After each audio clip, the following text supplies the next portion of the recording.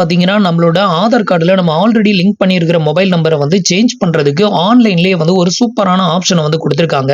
So, இதுக்குன்னு வந்து பார்த்தீங்கன்னா, ஆதார்லேருந்து ஒரு அப்ளிகேஷனே வந்து லான்ச் பண்ணியிருக்காங்க. இந்த அப்ளிகேஷன பத்தி நம்ம ஃபுல் டீட்டெயிலா ஒரு வீடியோ வந்து போட்டிருக்கோம்.